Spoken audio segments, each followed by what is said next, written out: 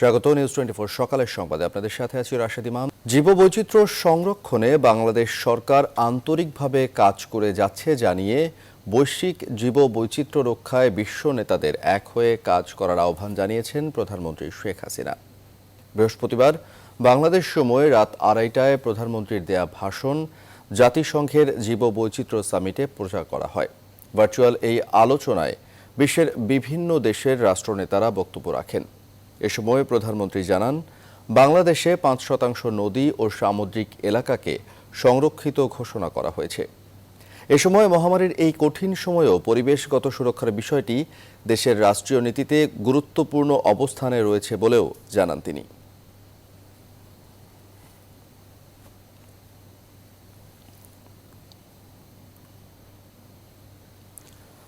মহামারীর ধাক্কায় বিশ্বব্যাপী কমছে শ্রম আয়ের পরিমাণ। বাংলাদেশে সুনির্দিষ্ট হিসেব না থাকলেও সম্প্রতি আন্তর্জাতিক শ্রম সংস্থা ILO জানিয়েছে, উন্নয়নশীল দেশসহ বাংলাদেশের মতো উঠতি অর্থনীতির দেশগুলোয় শ্রম আয় কমবে আরও বেশি। সংস্থার হিসেবে এরই মধ্যে চলতি বছরের 9 মাসে বিশ্বব্যাপী শ্রম আয় কমেছে $3.5 লাখ কোটি। বিশ্লেষকরা বলছেন, ভবিষ্যৎ এই অনিশ্চয়তা দূর করতে নিতে হবে বড় আকারের কর্মসংস্থানের লক্ষ্য, নয়তো দীর্ঘমেয়াদী হতে পারে বেকারত্বের সংকট। বিস্তারিত জানাচ্ছেন বাবু কামরুজ্জামান।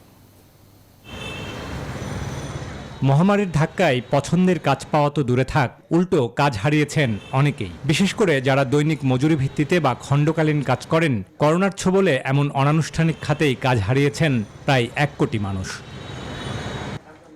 হিসাব বলছে, প্রতি বছর দেশের প্রায় 20 লাখ তরুণ তরুণী বাংলাদেশের চাকরির বাজারে যোগদান করেন। পরিসংখ্যান ব্যুরোর সবশেষ শ্রমশক্তি জরিপ অনুযায়ী বাংলাদেশে মোট কর্মক্ষম জনগোষ্ঠী 6.35 লাখ, যেখানে বেকার অন্তত 27 লাখ। তবে বাংলাদেশে বেকারত্বের হার 4.2% হলেও যুব বেকারত্বের হার 11%। করোনা ভাইরাসের প্রভাবে যা কয়েক গুণ বেড়েছে। এমন বাস্তবতায় ILOর প্রতিবেদনে বলা হচ্ছে, চলতি অর্থবছরের প্রথম 9 মাসে উন্নয়নশীল দেশগুলোই শ্রম আয় কমেছে 15%-এরও বেশি, যা আরও কমতে পারে। শ্রমিকের আয় কমেছে এবং আয় কমার প্রথম কারণ হলো যে কর্মসংস্থান কমেছে।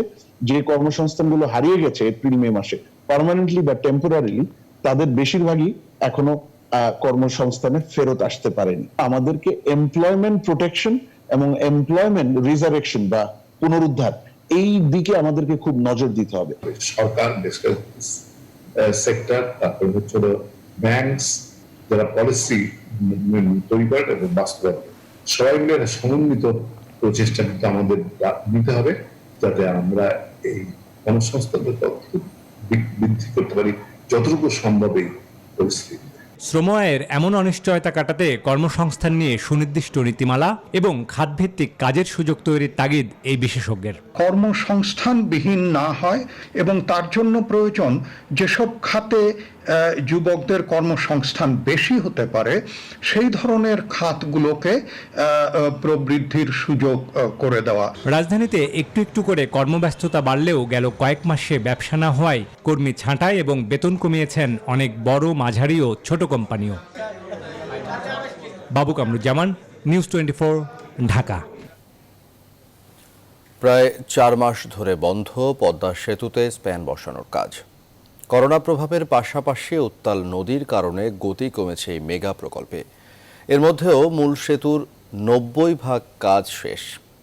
প্রকল্প পরিচালক আশা করছেন, নির্ধারিত সময়ে না হলেও 2021-এর ডিসেম্বরের মধ্যে শেষের লক্ষ্য নিয়ে এগোচ্ছে কাজ। প্রকল্প এলাকা ঘুরে বাকিটা প্লাবন রহমানের রিপোর্টে ছবি তুলেছেন দেলোয়ার হোসেন। ছবিই বলে ভাদ্র নয়, মধ্য আশ্বিনেও কতটা উত্তাল এবারের পদ্মা, যে কারণে তুলনামূলক কম নৌযান চলাচল। পদ্মা সেতুতে সবশেষ 31তম স্প্যান বসেছে গত 10ই জুন, যাতে দৃশ্যমান সেতুর 4.65 কিলোমিটার। জুনের মধ্যে সব স্প্যান বসানোর পরিকল্পনা থাকলেও নদীতে পানি বেড়ে যাওয়ায় নতুন কোনো স্প্যান বসাতে পারেনি কর্তৃপক্ষ। প্রকল্প পরিচালক অবশ্য আশা করছেন, পদ্মায় পানি কমলে ডিসেম্বরের মধ্যে সেতুর বাকি 10টি স্প্যান বসানো হবে। আর স্প্যানের কাজও আমাদের গত জুন মাসের মধ্যে শেষ করার কথা ছিল, করোনার জন্য আমরা শেষ করতে পারি নাই। এখন আমাদের পুনর্নির্ধারিত টার্গেট হচ্ছে ডিসেম্বর 2020-এর মধ্যে সবগুলো স্প্যান বসানো।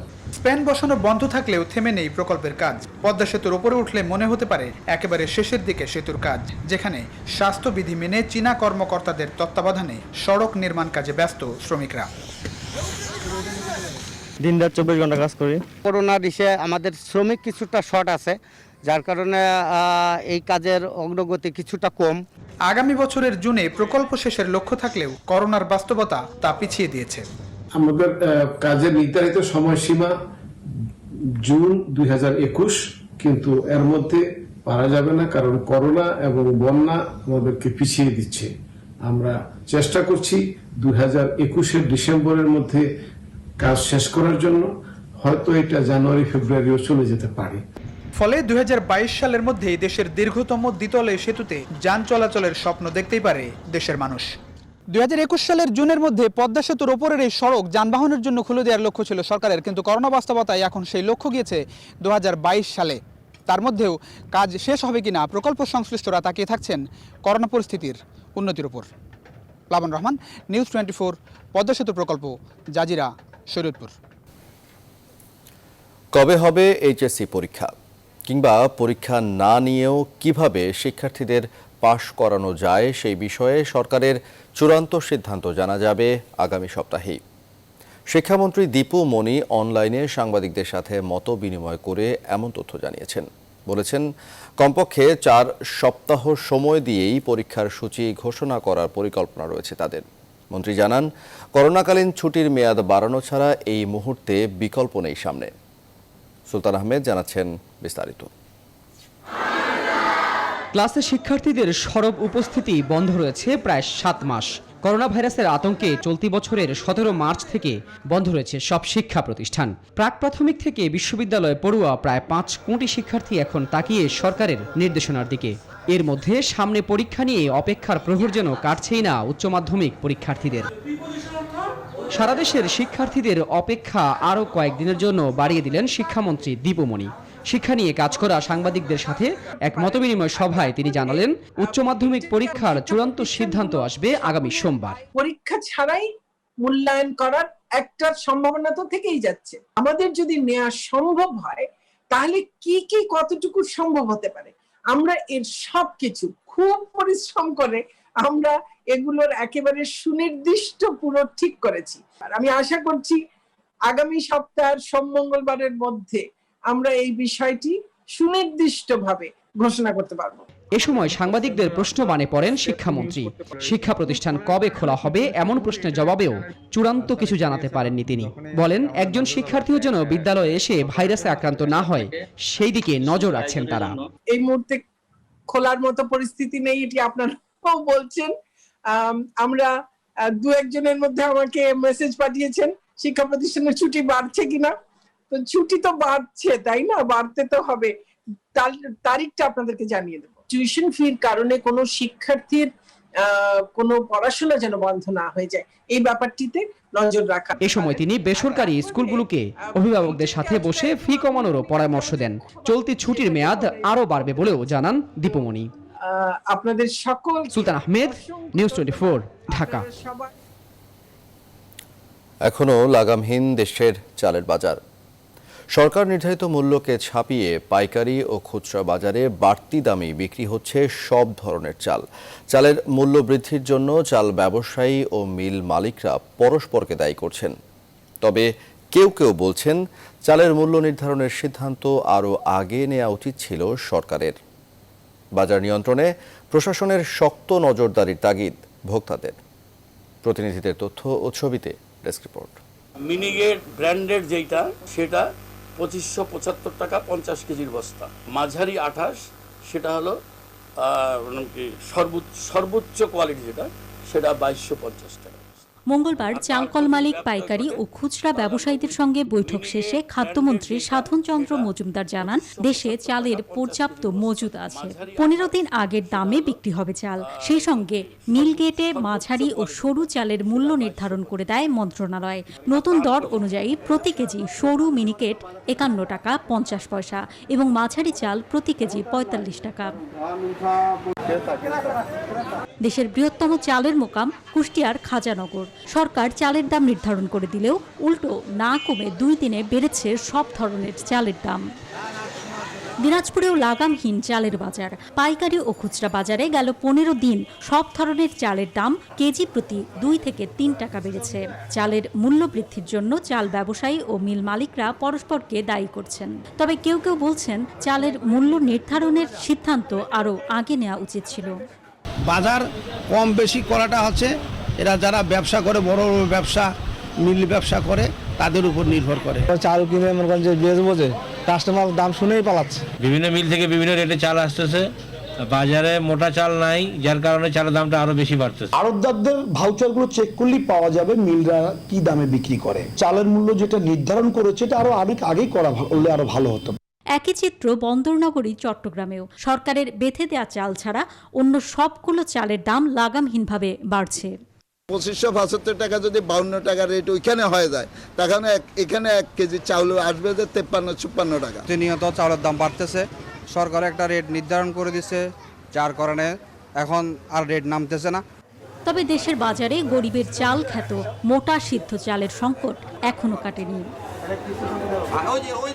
Desk report, news 24। আজ আন্তর্জাতিক প্রবীণ দিবস।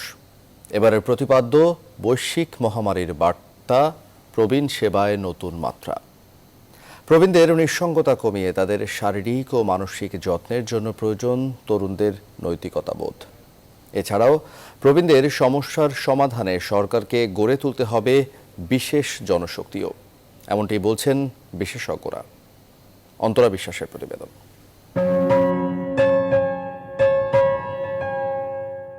জীবনের শেষ অধ্যায়। দয়া নয় সম্মান, অনুগ্রহ নয় পরিবারের ভালোবাসা চান প্রবীণরা। এক সময়ের দাপিয়ে বেড়ানো শরীর, শত ঝড়েও মুষড়ে না পড়া মন এখন যেন সহজেই হাঁপিয়ে ওঠে। পরিবারের সময় নেই তাদের সময় দেওয়ার। কেন বেশি খেতে পায় কিংবা কেন খেতে ইচ্ছে হয় না তার কারণ জানা নেই। অনেকের চড়া রাগ তো অনেকের অভিমান, তাতেও যেন বিরক্ত চারপাশ। কারো আবার আগের মতো কিছুই মনে থাকে না। ছেলে ব্যস্ত, ছেলের বউ ব্যস্ত, মেয়ে ব্যস্ত, মেয়ের জামাতা ব্যস্ত, পরিবারের অন্যরা সবাই ব্যস্ততার মধ্যে আছে। সেবা যত্ন পায় না বলেই ছেলে মেয়ের প্রতি, পরিবার পরিজনের প্রতি তাদের দুঃখ, রাগ, ক্ষোভ এগুলি তারা করছে। সরকারের উদ্যোগে যদি অনেকগুলি আমরা সেবাকর্মী, পেশাদার সেবাকর্মী যদি করতে পারি, তাহলে আমাদের প্রবীণরা সেবা যত্ন পাবে। সারা জীবনের অর্জিত সম্পত্তি এখন যেন তার নয়। অনেক সন্তান তাও ছিনিয়ে নিতে চায়। নানা কারণে কখনো শারীরিক, কখনো হতে হয় মানসিক নির্যাতন বা হয়রানির শিকার। জাতীয় প্রবীণ নীতিমালা হয়েছে, প্যারেন্টস মেইনটেনেন্স অ্যাক্ট বা বাবা মায়ের ভরণ পোষণ আইন হয়েছে। জিনিসের আলোকে আমাদের কর্মকাণ্ড পরিচালনা করা উচিত। কোভিড বিষয়ে যদি বলতে হয়, 5000-এর অধিক ব্যক্তিদেরকে আমরা হারিয়েছি, যার মধ্যে ছিলেন অনেক মেধাবী, দক্ষ এবং অভিজ্ঞ মুখ, যারা হয়তো এই সমাজকে আরো কিছু দিতে পারতেন। প্রবীণদের সুরক্ষা ও অধিকার নিশ্চিত করতে জাতিসংঘ 1990 সালে প্রতি বছর 1 অক্টোবরকে আন্তর্জাতিক প্রবীণ দিবস হিসেবে পালনের সিদ্ধান্ত নেয়। বাংলাদেশেও পালিত হয় দিবসটি। তাদের সেবা যত্নটা আমাদের নিশ্চিত করা, এটা আমাদের নৈতিক দায়িত্ব, এটা আমাদের সামাজিক দায়িত্ব। কারণ তাদের গড়ে দেওয়া সমাজ ব্যবস্থার উপরেই আজকের বর্তমানে আমরা অবস্থান করছি। বাংলাদেশ পরিসংখ্যান ব্যুরোর হিসেব অনুযায়ী বাংলাদেশে প্রবীণদের সংখ্যা 1,20,00,000-এরও বেশি, যা মোট জনসংখ্যার 9%। 2050 সালে দেশের 23%-এরও বেশি মানুষ প্রবীণ হবেন। তাই ভুলে গেলে চলবে না যে আজ যে নবীন, কাল সে প্রবীণ। অন্তরা বিশ্বাস, নিউজ 24, ঢাকা। সকালের সংবাদের সময় হলো বিরতির। আরও সংবাদ নিয়ে ফিরছি সঙ্গে। বিরতির পর স্বাগত আরও একবার, দেখছেন নিউজ 24 সকালের সংবাদ। পাবনায় 4 বছরের এক শিশুকে ধর্ষণের অভিযোগ উঠেছে প্রতিবেশীর বিরুদ্ধে। এ ঘটনায় ভুক্তভোগী শিশুর পরিবার বিচার চেয়ে মামলা করেছে। ঘটনার পর থেকেই পলাতক প্রতিবেশী রানু শেখ। তাকে গ্রেফতারে অভিযান চলছে বলে জানিয়েছে পুলিশ। আহমেদুল হক রানার তথ্য ও ছবিতে ডেস্ক রিপোর্ট। গেল 25 সেপ্টেম্বর বিকেলে সুজানগর উপজেলার গোপিনপুর গ্রামের ওই শিশুকে চকলেট কিনে দেওয়ার প্রলোভনে নিজ বাড়িতে ডেকে নেয় প্রতিবেশী রানু শেখ। সেখানে আটকে রেখে শিশুটিকে ধর্ষণ করে সে। এক পর্যায়ে শিশুটির চিৎকার শুনে স্বজনরা ছুটে এলে পালিয়ে যায় রানু শেখ। স্বজনরা শিশুটিকে উদ্ধার করে স্থানীয় হাসপাতালে ভর্তি করেন। হাসপাতালে চিকিৎসাধীন শিশুটির অবস্থার কিছুটা উন্নতি হলে তার মা বাদী হয়ে সুজানগর থানায় মামলা করেন। আমার ছোট্ট একটা মেয়ে এই ধর্ষণ করছে, তার আমি বিচার চাই। এই পাশে গ্রামের সবার কাছে আমি বিচার চাইছি, তারা কেউ বিচার দেয় নাই। তার লোক দেখায় নির্যাত দর্শন করেছে ঘরের ভিতরে, রানু নাম করে এক মুরব্বী। বাড়ির পাশে লোকজনই বলছে যে তোরা বাড়ি থাকতে পারবি না, তোরা মিটগুট কর। এর আগেও রানু শেখের বিরুদ্ধে প্রতিবেশী নারীদের উত্ত্যক্ত করার অভিযোগ রয়েছে। তাকে গ্রেফতারে অভিযান চলছে বলে জানায় পুলিশ। ঘটনার পরপরই মামলা নিচ্ছে। ও তো ঘটনার পরপরই পালায় গেছে, ধরার চেষ্টা করতেছে, ধরা পড়ে যাবে।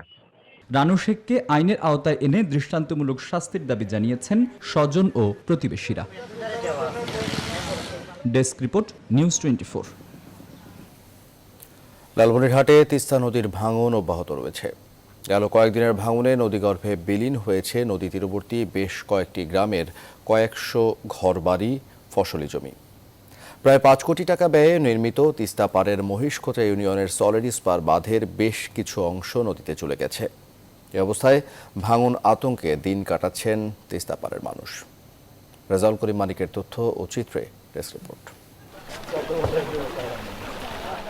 লালমনিরহাটে পঞ্চম দফা বন্যার রেশ কাটতে না কাটতেই ভাঙনের কবলে পড়েছে এই জেলা। গেল কয়েকদিন ধরে তিস্তার ভাঙন অব্যাহত থাকায় নদী গর্ভে বিলীন হয়েছে নদী তীরবর্তী বেশ কয়েকটি গ্রামের কয়েকশো বাড়িঘর ও ফসলি জমি। ভিটেমাটি হারিয়ে নিঃস্ব হাজারো মানুষ। এদিকে মঙ্গলবার সকালে আদিতমারী উপজেলার মহিষখোঁচা ইউনিয়নের সলিডিস্পার বাঁধের বেশ কিছু অংশ নদীগর্ভে বিলীন হয়েছে। স্থানীয়দের অভিযোগ, অবৈধভাবে বালু তোলায় নদীর তলদেশে বিশাল গর্তের সৃষ্টি হয়েছে। এ কারণে এই বাঁধটিতে ভাঙন তীব্র আকার দেখা দিয়েছে। তবে ভাঙন ঠেকাতে পানি উন্নয়ন বোর্ড ও গ্রামবাসী দ্রুত বালুর বস্তা নদীতে ফেলে ভাঙন রোধের চেষ্টা চালাচ্ছে। কয়েক হাজার যত পরিবার আছে, এই বাঁধ যদি ভাঙি যায় তাহলে আমাদের নামছানা হয়ে যাবে। এই স্পার বাঁধ আজকে যে ঝুঁকিপূর্ণ দেখে এই 5000 পরিবার খুব ঝুঁকিপূর্ণ নিয়ে চিন্তিত আছে। বাঁধ মেরামত করা সহ ভাঙন রোধে সব ধরনের ব্যবস্থা নেওয়া হবে বলে জানালেন জেলা প্রশাসক। কাজ আমরা চলছে, দ্রুত আমরা মনে করি যে আজকের মধ্যেই এটা মেরামত সম্পন্ন হবে, যাতে করে এখানে ভবিষ্যতে কোনো ভাঙন বা বাঁধের ক্ষতি না হয়। সেজন্য পানি উন্নয়ন বোর্ডের সার্বক্ষণিক লোক থাকবে। শুধু আশ্বাস নয়, তিস্তার ভাঙন রোধে কার্যকর পদক্ষেপ নেবে সংশ্লিষ্টরা, এমন প্রত্যাশা নদী তীরবর্তী মানুষের। Desk report, news 24। সংস্কারের অভাবে হারাতে বসেছে দিনাজপুরের শীতকোট বৌদ্ধবিহার। বেষ্টনী না থাকায় বিহার এলাকা এখন চারণভূমি। স্থানীয়রা বলছেন, দ্রুত সংস্কার না হলে বিহারটি একেবারে হারিয়ে যেতে পারে। ফখরুল হাসান পলাশের তথ্য ও ছবিতে ডেস্ক রিপোর্ট। দিনাজপুরের নবাবগঞ্জের ফতেহপুরে 3 একর জমিতে সীতাকোট বৌদ্ধবিহার। প্রায় 350 বর্গফুটের বিহারটিতে মোট 41টি কক্ষ রয়েছে। 1968 সালে প্রত্নতত্ত্ব বিভাগ আংশিক খনন করে এ বিহার। সেই সময় কিছু অংশ সংস্কারের পর বন্ধ হয়ে যায় কার্যক্রম। অর্ধ শতাব্দী ধরে আর কোনো খনন বা সংস্কার হয়নি ঐতিহাসিক এই নিদর্শনের। 9 বিঘার ভিতর কিছু বাইরে কিছু দখল করে খায়, আর বাদবাকিটা এখানে আছে। স্থানীয়রা বলছেন, অযত্নে পড়ে থাকা এই নিদর্শন হারাতে বেশি সময় লাগবে না। মোটামুটি এরিয়া করে দেয় বা সুন্দর করে, তখন সুন্দর হবে, ভালো হবে, এখানে বসার জায়গা হবে। এটার ভগ্নদশা, এখানে কোনো স্যানিটেশন ব্যবস্থা নেই, পানির ব্যবস্থা নেই। এটা সংস্কার আমিও বলছি, আমার অফিসার আসছিল প্রায় 15 দিন আগে, এই ভাঙ্গাচুরের সম্বন্ধে সব লেখে কিনে নিয়ে গেছে। উনি আমাকে বলছে যে এই সামনের মাসের দিক দিয়ে কাজ শুরু হওয়া সম্ভব। সীতাকোট বিহার সংস্কার এবং এর সৌন্দর্য বাড়াতে পদক্ষেপ নেওয়া হয়েছে বলে জানান উপজেলা চেয়ারম্যান। এটা দীর্ঘদিন ধরে সংস্কারের অভাবে অবহেলিত। আমরা উপজেলা পরিষদের পক্ষ থেকে আমরা এটাকে সৌন্দর্য বৃদ্ধির জন্য করতেছি। এগুলাকে সংরক্ষণ করলে আমাদের বাংলাদেশের যে ঐতিহাসিক বা প্রাকৃতিক সৌন্দর্য নিহিত আছে, এগুলা অনেকেই আমরা উপভোগ করতে পারবো। ধারণা করা হয় 7ম-8ম শতকে নির্মিত হয় এ বিহার। Desk report, news 24। চাঁপাইনবাবগঞ্জে মশার উপদ্রবে অতিষ্ঠ নগরবাসী। স্থানীয়দের অভিযোগ, দীর্ঘদিন ধরে মশার ঔষধ না ছিটানো এবং নালা নর্দমা পরিষ্কার না করায় দিন দিন মশার বংশ বিস্তার বেড়েই চলেছে। এভাবে চলতে থাকলে মশার কামড়ে ডেঙ্গু মহামারী আকার ধারণ করতে পারে এমন আশঙ্কাও তাদের। মোহাম্মদ রফিকুল আলমের তথ্য ও সূত্রে ডেস্ক রিপোর্ট। চাঁপাইনবাবগঞ্জে মশার উৎপাতে অতিষ্ঠ হয়ে উঠেছে নাগরিক জীবন। বাসাবাড়ি, শিক্ষা ও ব্যবসা প্রতিষ্ঠান, অফিস সহ বিভিন্ন স্থানে মশার আক্রমণ থেকে রক্ষা পাচ্ছে না কেউই। মশার কয়েল, স্প্রে সবকিছুই মশার কাছে হার মানছে। স্থানীয়দের অভিযোগ, মশার বংশবিস্তার রোধে ওষুধ ছিটানোর কথা থাকলেও পৌর কর্তৃপক্ষ কোনো উদ্যোগ না নেওয়ায় উপদ্রব বেড়েই চলেছে। নালা নর্দমা পরিষ্কার না করায় মশা বিস্তার করছে। এই অবস্থায় ডেঙ্গু, ম্যালেরিয়া সহ মশাবাহিত নানা রোগ ছড়িয়ে পড়ার আশঙ্কায় তারা। পৌরসভার লোকজন নিয়মিত এসে স্প্রে করে বা ড্রেন পরিষ্কার করে, তাহলে আমরা ডেঙ্গু মুক্ত থাকব। জনগণকে যে সচেতন করা ডেঙ্গু প্রতিরোধে, সেই বিষয়ে সচেতনতামূলক ক্যাম্পেইনও কিন্তু চোখে পড়ছে না। মেয়র জানালেন, করোনা পরিস্থিতির মধ্যেও মশা নিধন কার্যক্রম হাতে নেওয়া হয়েছে। ডেঙ্গুর এই প্রকোপ যাতে আগামী দিনে না সৃষ্টি হয় সেজন্য প্রিভেন্টিভ অনেক পদক্ষেপ আমরা নিয়েছি অলরেডি। আমরা পরিষ্কার পরিচ্ছন্নতার উপরে গুরুত্ব দিয়েছি এবং শহরে যে সমস্ত রাস্তাঘাট, ড্রেন, সেগুলো পরিষ্কার পরিচ্ছন্ন চলছে।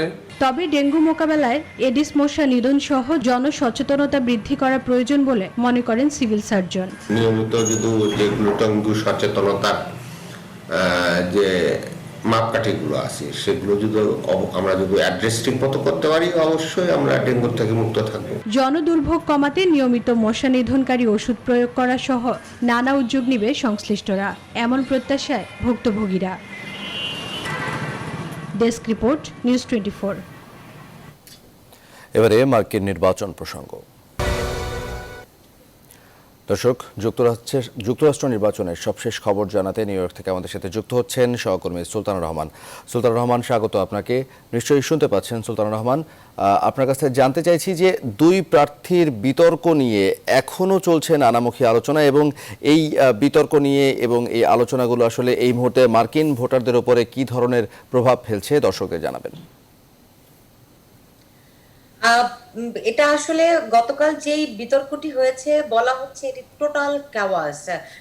এর আগে কোনোদিন কোনো প্রেসিডেন্সিয়াল ডিবেটে এরকম পরিস্থিতি সৃষ্টি হয়নি, যে কারণে এই বিতর্ক যারা আয়োজন করে প্রেসিডেন্সিয়াল ডিবেট কমিশন, তারা এখন একটা সিদ্ধান্ত নিয়েছে যে সিদ্ধান্তটি হচ্ছে যে যখন বিতর্ক অনুষ্ঠিত হবে পরবর্তীতে, তখন প্রার্থীদের মাইক্রোফোন, যারা আইন ভঙ্গ করবেন, নিয়ম কানুন ভঙ্গ করবেন, তাদের মাইক্রোফোন বন্ধ করে দেওয়া হবে। এই সিদ্ধান্তটি তারা আজই নিয়েছেন। প্রেসিডেন্সিয়াল ডিবেট কিন্তু আরো 2 পর্ব রয়েছে, এবং যেভাবে করে গতকাল প্রেসিডেন্ট ডোনাল্ড ট্রাম্প বারবার করে প্রায় 67 বার তিনি জো বাইডেনের কথার মধ্যে হস্তক্ষেপ করেছেন, এবং যেগুলি আসলে বেআইনি। এই ডিবেট কমিশনের যে নিয়ম কানুন রয়েছে তার বাইরে, এমনকি প্রেসিডেন্ট মডারেটরের সঙ্গে পর্যন্ত বিতর্কে লিপ্ত হয়েছেন। সব মিলিয়ে যে পরিবর্তনটি আনার প্রস্তাব তারা করেছে, সিদ্ধান্তটি তারা এরই মধ্যে নিয়ে নিয়েছে, এবং আরো বেশ কিছু পরিবর্তন তারা আনার কথা ভাবছে। তবে আমেরিকানরা বলতে পারেন যে 83% আমেরিকান মনে করে যে এটি আসলে একটা টোটাল ক্যাওয়াস হয়েছে। এইরকম মানে পুরো বিতর্ক নিয়ে তাদের ভিতরে নেতিবাচক মনোভাব বিরাজ করছে। সেই সঙ্গে বিতর্কে যে সমস্ত যেই 5টি বিষয় নিয়ে বিতর্কটির আয়োজন ছিল, সেদিক থেকে জো বাইডেন পয়েন্টের বিবেচনায় এগিয়ে রয়েছেন, পিছিয়ে আছেন ডোনাল্ড ট্রাম্প। তবে সামগ্রিকভাবে তারা যেভাবে করে বিতর্কে জড়িয়েছেন, যে সমস্ত শব্দ চয়ন একে অপরকে করেছেন, যেভাবে করে একজনের কথার মাঝখানে আরেকজন কথা বলেছেন, সবগুলো বিষয় কি অসম্মানজনক বলে মন্তব্য করছেন, মনে করছেন বেশিরভাগ আমেরিকান। তবে নিয়ম কানুন তো পরিবর্তন হচ্ছে। এর বাইরে দুই প্রার্থী কিন্তু আজ সারাদিন নির্বাচনী প্রচারণায় ব্যস্ত ছিলেন। প্রেসিডেন্ট ডোনাল্ড ট্রাম্প এই মুহূর্তে মিনেসোটাতে আছেন, সেখানে তিনি কিছুক্ষণ আগেই পৌঁছেছেন, নির্বাচনী প্রচারণায় বক্তব্য রাখছেন এখন। আর দুপুর বেলায় আজ জো বাইডেন ছিলেন পিটসবার্গে। তিনি বলেছেন যে প্রেসিডেন্ট ডোনাল্ড ট্রাম্প আসলে আমেরিকানদের কথা চিন্তা করে না, সাধারণ যে শ্রমজীবী আমেরিকান যারা রয়েছে তিনি তাদের সম্পর্কে ধারণাও রাখেন না, কারণ তিনি ধনিক শ্রেণীর কথা চিন্তা করেন জো বাইডেন চেষ্টা করছেন এদেশের কর্মজীবী যারা রয়েছেন, যারা শ্রমজীবী, তাদের স্বার্থ সংরক্ষিত করা এবং তাদের সমর্থন আদায়েরও চেষ্টা তিনি করছেন। বিভিন্ন ইউনিয়ন থেকেও তিনি সেই সমর্থনটি পাচ্ছেন। অন্যদিকে প্রেসিডেন্ট ডোনাল্ড ট্রাম্প তিনি দাবি করছেন জো বাইডেন, আসলে আপনারা অনেকেই জানেন তিনি আজও কিছুক্ষণ আগে যে মিনেসোটার সমাবেশটা এখনো যেটি চলছে, কিছুক্ষণ আগে তিনি জো বাইডেনকে স্লিপি বয় বলে মন্তব্য করেছেন। ফলে এরকম একটি অবস্থায় সামনে আর প্রায় 34 দিনের মতো রয়েছে নির্বাচনের, এর মধ্যে হয়তো আরো উত্তাপ ছড়াবে, নিশ্চয়ই আমি আপনাদেরকে সেগুলো জানানোর চেষ্টা করব। সুলতানা রহমান, ধন্যবাদ আপনাকে সংযুক্ত হওয়ার জন্য। দর্শক সহকর্মী সুলতানা রহমান যুক্তরাষ্ট্রের নির্বাচন সম্পর্কে আমাদের জানাচ্ছিলেন, যুক্ত হয়েছিলেন সরাসরি নিউ ইয়র্ক থেকে। সংবাদের সময় হলো আরও একটি বিরতির, সঙ্গে থাকুন, ফিরছি শীতে। বিরতির পর স্বাগত আরও একবার, দেখছেন নিউজ 24 সকালের সংবাদ। এবারে ফার্স্ট সিকিউরিটি ইসলামী ব্যাংক অর্থ বাণিজ্যের সংবাদ। করোনার ক্ষতি মোকাবেলায় শিল্প খাতের জন্য সরকার ঘোষিত প্রণোদনা প্যাকেজের কার্যকর বাস্তবায়নে জরুরি ভিত্তিতে একটি সমন্বিত ডাটাবেজ গড়ে তোলার দাবি জানিয়েছেন সংশ্লিষ্ট খাতের উদ্যোক্তারা। বুধবার সিটিজেন্স প্ল্যাটফর্ম ফর এসডিজিস বাংলাদেশ এবং বিল্ডের যৌথ উদ্যোগে আয়োজিত এক ভার্চুয়াল সংলাপে এ দাবি জানান তারা। বক্তারা কুটির, অতি ক্ষুদ্র, ক্ষুদ্র ও মাঝারি শিল্পের জন্য একটি সর্বজন গ্রহণযোগ্য সংজ্ঞা নির্ধারণ এবং এ খাতে প্রণোদনার অর্থ ছাড়ের ক্ষেত্রে জামানত বাধ্যবাধকতা বাতিল করে দ্রুত প্রজ্ঞাপন জারিরও পরামর্শ দেন। সিপিডির সম্মানীয় ফেলো ডক্টর দেবপ্রিয় ভট্টাচার্যের সঞ্চালনায় সংলাপে মূল প্রবন্ধ উপস্থাপন করেন Dhaka chamber of commerce and ইন্ডাস্ট্রির সাবেক সভাপতি ও বিল্ডের চেয়ারপারসন আবুল কাশেম খান।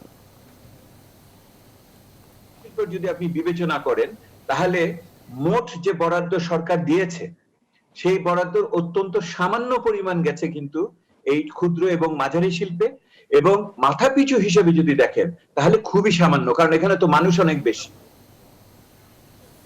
এবারে আন্তর্জাতিক প্রসঙ্গ। করোনা ভাইরাসে বিশ্বজুড়ে গেল 24 ঘন্টায় সংক্রমণ আবারও কিছুটা বেড়েছে। একদিনে আক্রান্ত হয়েছে প্রায় 3,09,000, প্রাণ হারিয়েছে 6,000-এর বেশি মানুষ। এ নিয়ে বিশ্বে মোট আক্রান্তের সংখ্যা ছাড়ালো 3,41,43,000, আর মোট প্রাণহানি ছাড়িয়ে গেল 10,18,000। ভারতে অব্যাহত রয়েছে দৈনিক সর্বোচ্চ সংক্রমণ। একদিনে 86,748 জন আক্রান্ত এবং 1,179 জনের প্রাণহানি হয়েছে দেশটিতে। তবে এমন পরিস্থিতিতেও 15 অক্টোবর থেকে ধাপে ধাপে স্কুল খোলার সিদ্ধান্ত নিয়েছে কর্তৃপক্ষ। একদিনে যুক্তরাষ্ট্রে 40,472 ও ব্রাজিলে 33,269 জন আক্রান্ত হয়েছে। দুই দেশেই প্রাণ হারিয়েছে 9 শতাধিক। করোনা ভ্যাকসিনের ডোজ দেওয়ার জন্য সিনোভ্যাকের সাথে চুক্তি স্বাক্ষর করেছে ব্রাজিলের সাও পাওলো। সাম্প্রতিক এক গবেষণায় যুক্তরাষ্ট্রের মডার্নার টিকা নিরাপদ ও বয়স্কদের জন্য কার্যকর বলে দাবি করেছে মডার্না ইনকর্পোরেশন। এদিকে বিশ্বের সব দেশের বিশ্ব স্বাস্থ্য সংস্থার বৈশ্বিক ভ্যাকসিন প্রকল্পের তহবিল গঠনে অর্থ দিয়ে সহযোগিতার সময় চলে এসেছে বলে মন্তব্য করেছেন জাতিসংঘের মহাসচিব অ্যান্তোনিও গুতেরেস।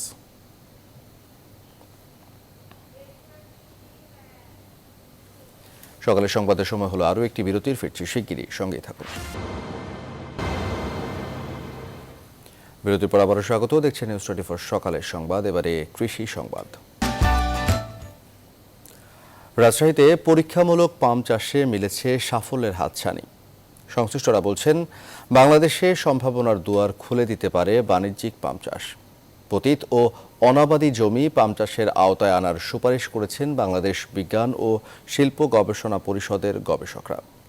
এস এ বাপ্পির ক্যামেরায় রাজশাহী থেকে কাজী সাহেদের প্রতিবেদন। গবেষণা ও উন্নয়ন প্রকল্পের আওতায় 2016-17 অর্থবছরে রাজশাহীতে BCSIR গবেষণা কেন্দ্র পাম চাষ শুরু করে। দেশে পাম গাছের প্রজনন, বৃদ্ধি, উৎপাদন এবং ফলের পুষ্টিগুণ সম্পর্কে জানতেই এই গবেষণা প্রকল্প। 3 বছরের মধ্যেই ফল এসেছে 3 একর জমিতে রোপণ করা পাম গাছে। গবেষকরা বলছেন পুরোদমে উৎপাদনে আসতে আরও বছর 2 সময় লাগবে, তবে এরই মধ্যে শেষ হয়েছে প্রকল্পের মেয়াদ। এই গাছগুলোকে যদি কিছুদিন পরিচর্যা করা যেত তাহলে হয়তো বা আসল যে ওর ফল ধরার যে আসল সময়টা সেই তথ্যটা আমরা প্রপারলি নিতে পারতাম, কিন্তু ওই পর্যায়ে যেতে পারিনি। বাংলাদেশের আবহাওয়া ও জলবায়ু পাম গাছের জন্য উপযোগী। সঠিকভাবে চাষাবাদ, উৎপাদন ও প্রক্রিয়াকরণের মাধ্যমে দেশে ভোজ্য তেলের স্বয়ংসম্পূর্ণতা অর্জন সম্ভব। গাছের গ্রোথ খুব স্যাটিসফ্যাক্টরি এবং গাছের যে ফল সেটাও ওই সব গাছগুলোতে আমরা ভালো দেখেছি। আর শুধু আমাদের রাজশাহী না, এদিকে উত্তর দিকে উত্তরাঞ্চল দিনাজপুরের যে রামসাগরে কয়েকটা গাছ আছে। সম্ভাবনাময় পাম চাষ গবেষণায় সফলতায় আশাবাদী রাজশাহী BCSIR এর পরিচালক। কৃষি সম্প্রসারণ অধিদপ্তরের মাধ্যমে এ চাষ ছড়িয়ে দিতে সরকারকে উদ্যোগী হওয়ার পরামর্শ তার। তাহলে ফিল্ড লেভেলে কাজ করার জন্য কাজ করবে কৃষি গবেষণা, কারণ ছড়িয়ে দেবার যে কাজটা সেটি হচ্ছে কৃষি গবেষণা বা কৃষি সম্প্রসারণ অধিদপ্তর। পাম চাষের উজ্জ্বল সম্ভাবনা দেখা দিয়েছে রাজশাহীর BCSIR ল্যাবরেটরির এই ফার্মটিতে। গবেষকরা বলছেন সরকারি পৃষ্ঠপোষকতা পেলে মধ্যপ্রাচ্যের মতো এখানেও পাম তেল উৎপাদন সম্ভব। কাজী শাহেদ, নিউজ 24, রাজশাহী। এবারে নিউজ 24 স্পোর্টস। সফল ফুটবলার কাজী সালাউদ্দিন, কিন্তু সংগঠক হিসেবে তিনি কতটা সফল? নানান মহলে বাফুফে সভাপতির 12 বছরের খতিয়ান নিয়ে হচ্ছে নানান আলোচনা সমালোচনাকে পাশে রেখে নিজেকে সফল সংগঠক দাবি বাফুফে সভাপতির। নিউজ 24কে দেয়া একান্ত আলাপচারিতায় ফুটবলের নানান বিষয়ে কথা বলেছেন কাজী সালাউদ্দিন। পুরোটা জানাচ্ছেন মাহফুজুল ইসলাম। ৭১-এ স্বাধীন বাংলা ফুটবল দলের তুর্য, এরপর খেলোয়াড়ি জীবনে সালাউদ্দিন নামের তুমুল জনপ্রিয়তা, কোচ হিসেবেও আছে বেশ কিছু সাফল্য। কিন্তু প্রশ্ন হলো, সংগঠক কিংবা বাফুফের সভাপতি হিসেবে কতটা সফল কাজী সালাউদ্দিন? 12 বছরে 12টা লিগ, 12টা ফেডারেশন কাপ, 12টা independence cup, national team regular খেলছে, বিদেশ যাচ্ছে। এবং রিসার্চ করে, ইলেকশন আগে রিসার্চ করে দেখলাম যে লাস্ট 40 বছরের পরে 10 বছরে 4% হাইয়ার পারফরমেন্স। পেশাদারি লিগের সর্বোচ্চ স্তর ও চ্যাম্পিয়নশিপ লিগের খেলা মাঠে রাখাটাকে নিজের বড় সফলতা হিসেবে বরাবরই দেখান বাফুফে বস। কিন্তু নিচের সারির লিগগুলো নিয়মিত না হওয়ার যুক্তি কি? কারণ হিসেবে মাঠ সংকটের পুরনো কথা নতুন করে শোনালেন কাজী সালাউদ্দিন। আমার কাছে যদি 4টা মাঠ থাকতো, 5টা মাঠ থাকতো, তাহলে শুক্রবার আরম্ভ তো শনিবারে শেষ হতো। বাট আমাকে তো ভোরবেলা কাপড় ধুয়ে রাত্রেবেলা ওই স্যুটটা ইস্ত্রি করে পড়তে হয়। 12 বছরের এই সময়ে সরকারের কাছ থেকে কি চাওয়া হয়েছে কোনো মাঠ? এটা নিয়ে কয়েকবার আলাপ করেছি মন্ত্রীর সাথে, প্যারিসের সাথে। আমি এতবার আলাপ করেছি নাই, বাট এইখানে এগুলাকে সাকসেসফুল করতে গেলে ডিস্ট্রিক্ট তো আসতে হবে, বেড়ে আগে আসতে হবে। ওরা they will have to keep on demanding it, with their demand then I can solve it. আগের 3 নির্বাচনের সঙ্গে এবারের নির্বাচনের পার্থক্য খুঁজতে চান না কাজী সালাউদ্দিন। 2008, 2012, 2016, 2020 সবই এক, এবং আমি একইভাবেই দেখি। প্রতিদ্বন্দ্বীদের সম্পর্কে নো কমেন্টস। মাহফুজুল ইসলাম, নিউজ 24, ঢাকা। কাজী সালাউদ্দিন গেল 12 বছর যেভাবে কাজ করেছেন, নির্বাচিত হলে ফুটবলের উন্নয়নে সুশৃঙ্খলভাবে ঠিক তার বিপরীত রাস্তায় কাজ এগিয়ে নেবেন বলে জানান বাফুফে নির্বাচনে সভাপতি পদপ্রার্থী শফিকুল ইসলাম মানিক। জেলার ফুটবলকে চাঙ্গা করতে বর্তমান ফুটবল কাঠামোর সমন্বয় প্রয়োজন বলে মনে করেন তিনি। পেশাদার লিগকে ঢেলে সাজাতে আছে তার আলাদা পরিকল্পনা। তার দেয়া ইশতেহারের প্রতিটি পয়েন্ট বাস্তবসম্মত বলেও দাবি তার। মাহফুজুল ইসলামের আরেকটি প্রতিবেদন। কাজী সালাউদ্দিন তার প্যানেল নিয়ে ঢাক ঢোল পিটিয়ে দিয়েছেন নির্বাচনী ইশতেহার। অপরদিকে সভাপতি পদের আরেক প্রার্থী মানিকের ইশতেহার প্রদানের সাদামাটা আয়োজন। নির্বাচনের মাঠে শফিকুল ইসলাম মানিক যেন একলা চলো নীতিতে, তবে নির্বাচিত হলে কাজ করতে চান সমন্বিতভাবে। বলছেন ফুটবল প্রশাসক হিসেবে তিনি থাকবেন উদার। সবাইকে নিয়ে কাজ করার আমার একটা ইচ্ছে আছে। এই জন্য জাস্ট সালাউদ্দিন ভাই যেই ওয়েতে রান করছে 12 বছর, জাস্ট এটার অপোজিট করে দেখব যে ফলাফল আসে কিনা। জেলা ও ক্লাব ফুটবলের উন্নয়নে প্রয়োজন সংশ্লিষ্ট বিভাগগুলোর সমন্বয়, আর পেশাদার লিগের উন্নয়নে মানিকের ভাবনায় ক্লাব কাঠামোর উন্নয়ন। 13টি প্রফেশনাল দল, ইটস টু মাচ।